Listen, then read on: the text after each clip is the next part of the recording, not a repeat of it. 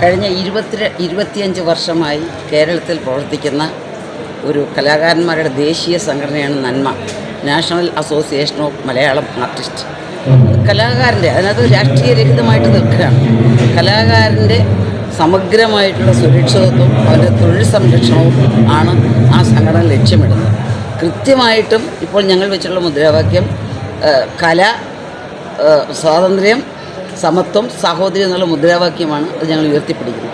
ഞങ്ങൾക്കതിന് നയരേഖയുണ്ട്, ഞങ്ങൾക്കതിന് പരിപാടിയുണ്ട്. അതിൻ്റെ അടിസ്ഥാനത്തിലാണ് സംഘടന പ്രവർത്തിക്കുന്നത്. എല്ലാ കലാകാരന്മാരെയും ചേർത്ത് പിടിച്ചുകൊണ്ടാണ് ആ സംഘടന പോകുന്നത്. ആ സംഘടനയുടെ കേരളത്തിലുടനീളം ഏരിയ കമ്മിറ്റികളുണ്ട്, മേഖലാ കമ്മിറ്റികളുണ്ട്, യൂണിറ്റ് കമ്മിറ്റികളുണ്ട്, ജില്ലാ കമ്മിറ്റികളുണ്ട്. അതിൻ്റെ അനുബന്ധമായിട്ടാണ് സർഗവനിത സ്ത്രീകൾക്ക്, കലാകാരികൾക്ക് മാത്രം. അതിൻ്റെ കൂടെ ബാലയരങ്ങ്, കുട്ടികളെ 12 വയസ്സ് വരെയുള്ള കുട്ടികളെ പങ്കെടുപ്പിച്ചുകൊണ്ട് കഴിഞ്ഞ പ്രാവശ്യം 12,000 കുട്ടികൾ പഠിക്കുന്ന മേളയാണ് നടന്നത്.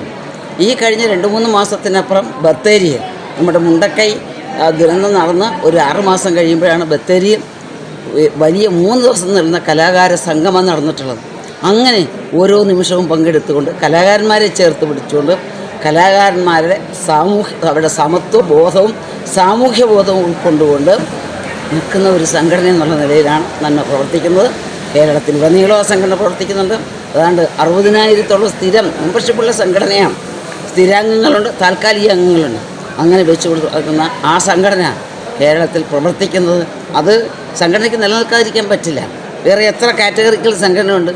ഏതെങ്കിലും സംഘടന ഇതൊരു സമര സംഘടനയാണ്. കലാകാരൻ്റെ ആവശ്യങ്ങൾ മുന്നോട്ട് വെച്ചുകൊണ്ട് 4,000 രൂപ കലാകാരൻ പെൻഷൻ വാങ്ങിക്കുകയാണ്. ബാക്കിയെല്ലാം സാമൂഹ്യക്ഷേമ പെൻഷൻ 1,600 ഈ സംഘടനയ്ക്ക് കൊടുക്കുന്നത്. അയാളുടെ സാമൂഹ്യ സ്റ്റാറ്റസ് കണക്കിലെടുത്തു. അപ്പം ഞങ്ങൾ 5,000-ന് വേണ്ടിയിട്ട് സമരം ചെയ്യാൻ പോവാണ്.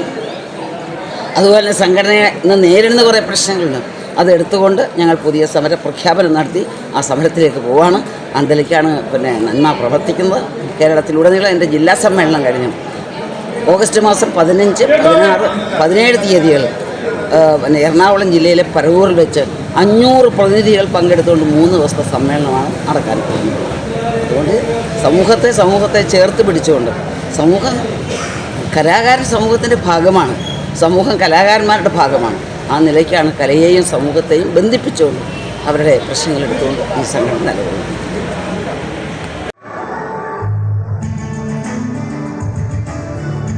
കലാകാരന്മാരുടെ ദേശീയ സംഘടനയായ നന്മയുടെ കണ്ണൂർ ജില്ലാ സമ്മേളനം 2025 ജൂലൈ 27 ഞായറാഴ്ച പയ്യന്നൂർ കൈരളി ഓഡിറ്റോറിയത്തിൽ വെച്ച് നടന്നു. കണ്ണൂർ ജില്ലാ സെക്രട്ടറിയും സംസ്ഥാന കമ്മിറ്റി അംഗവുമായ ശ്രീ MT അന്നൂർ സ്വാഗതം പറഞ്ഞു. കണ്ണൂർ ജില്ലാ പ്രസിഡന്റും സംസ്ഥാന കമ്മിറ്റി അംഗവുമായ ശ്രീ T ജയരാജൻ അധ്യക്ഷത വഹിച്ചു. മൺമറഞ്ഞുപോയ പ്രമുഖ വ്യക്തിത്വങ്ങളെ ജലജ മാങ്ങാട് അനുസ്മരിച്ചു. നാടകപ്രവർത്തകൻ ഗണേശൻ മാങ്ങാട് സത്യവാചകം ചൊല്ലിക്കൊടുത്തു. തുടർന്ന് പ്രമുഖ സാഹിത്യകാരിയും നന്മയുടെ സർഗവനിതാ സംസ്ഥാന സെക്രട്ടറിയുമായ ശ്രീമതി ജാനമ്മ കുഞ്ഞുണ്ണി ഉദ്ഘാടനം നിർവഹിച്ചു. നന്മയുടെ സംസ്ഥാന കമ്മിറ്റി അംഗം ശ്രീ വേണു സംസാരിച്ചു. നന്മ സർഗവനിതാ സംസ്ഥാന ട്രഷററും കേരള സംഗീത നാടക അക്കാദമി അവാർഡ് ജേതാവുമായ ശ്രീമതി അനിത നമ്പ്യാർ സംസാരിച്ചു.